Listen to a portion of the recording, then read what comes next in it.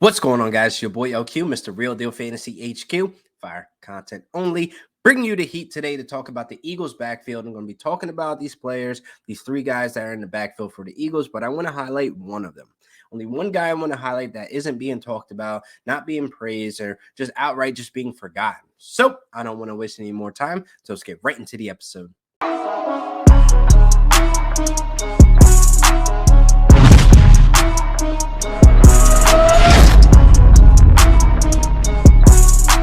So, of course, before we jump into the heat, make sure you hit that link in the bio, prizepicks.com. Sign up today using promo code FCO. You guys be set up for success because they're matching up to $100. Put in 50, you get 50. You put in 100, you get 100. It's that easy to double up your money and win some cash. So, today we're going to be talking about the Eagles backfield, highlighting one of the players that I feel as though is not being talked about enough, not being talked about at all, or just outright being forgotten, and that's Boston Scott. Man, I feel as though Boston Scott is going in those later rounds, and he's either being last pick or not drafted at all, where you need to be going into your waiver wires to go get him. But I'm here to say, don't wait until the waiver wire. Don't wait until he hits waiver wire to go get him. Don't wait until an injury happens, God forbid, for Miles Sanders again.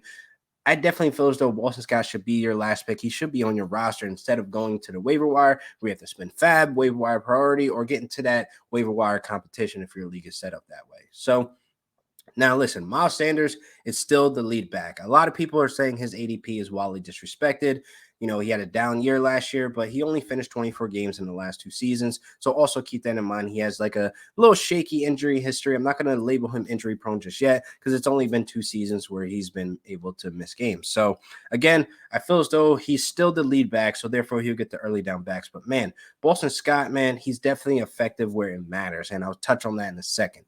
Now, we're looking at Miles Sanders as the early down back. Kenneth Gainwell there as well. Boston Scott is the third guy on the depth chart. Gainwell has that PPR upside. Actually, I'm a truther about Gainwell, so you should be grabbing some of him as well. But Miles Sanders, I'm kind of fading. I'm feeling as though we should be hands off. I'm ready to close that chapter as well and kind of move on. Now, a RB2 is a little for me. I don't feel right about it. If he's RB3, RB4, okay, that's fine. You're not in that risk area where you have to have that much depending on him week to week. So I want to get into Boston Scott and why I feel as though he should be on your roster. Now, we look at the games that he had 10 plus carries. He averaged 13.5 fantasy points per game. He had 7 touchdowns, 55.5 yards per game, and 5 of the 6 games that he had those 10 plus carries, he had double-digit points. Now, again, we're looking at Boston Scott in a run-first offense. They have a lot of opportunity now with the additions from the draft, and obviously A.J. Brown there. Jalen Hurts is set up for success. A lot of scoring opportunities are going to be there. So those 7 touchdowns, man, is very impressive to me for a guy who's third on the depth chart. Again, he stepped up and showed up when his name was called and the opportunity was on the table, and he took full advantage of it when Miles Sanders went down with injury. Now, we're looking at guys that are being drafted above him, and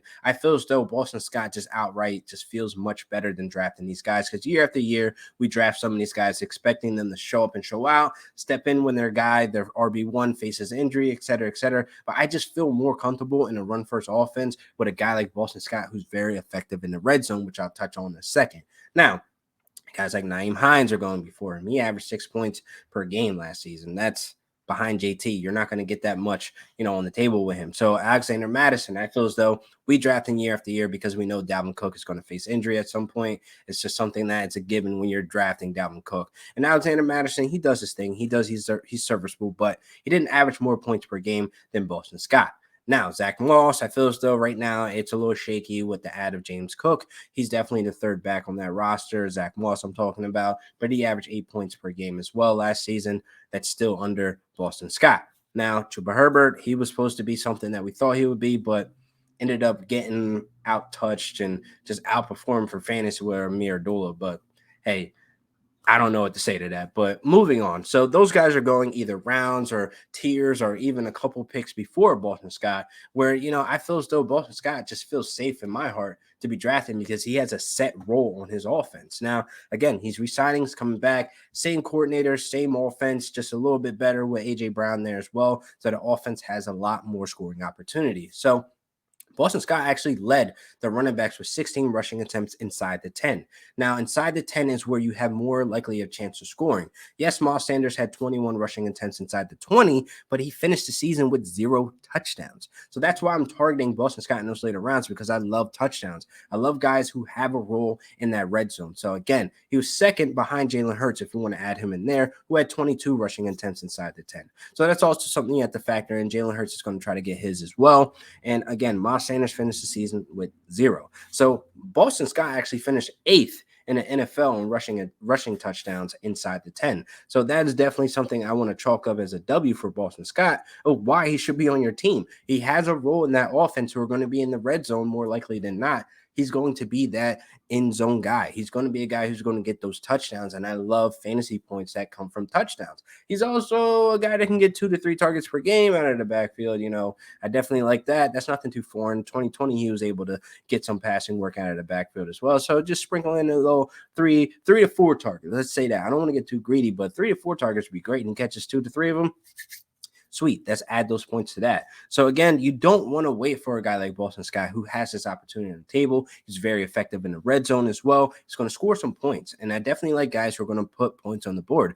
I definitely like guys that can score 10 to 12 to 13, maybe even 18 points Boston Scott has done. I definitely like guys who are in that range that are just ultimately put points on the board. I don't want a guy that, I'm facing injury with a running back, because I know you guys remember last year, COVID, it was a hell. We had CMC out, Derrick Henry out. I mean, even before the season, Cam Akers, J.K. Dobbins, Gus Edwards, the list goes on of running back injuries last year. And I want to be prepared with guys like Boston Scott. I definitely feel as though Boston Scott should be on your roster, people, as your last round pick. Last 3 to 4 picks, what are you really risking, people? He's cheap.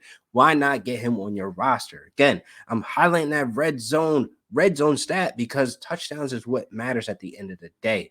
Is he able to score? So that wraps up that quick episode. I definitely want you guys to come away from this episode drafting Boston Scott. Like I said, last 3-4 rounds, draft him, and you're not risking too much. You're getting a guy who's productive and effective in the red zone. That's something to keep in mind. Touchdowns are what matters. Touchdown put points on the board. An opportunity, is he going to take advantage of it? Yes. So I'll see you guys next week for another great episode of Real Deal Fantasy HQ with your boy LQ. Peace.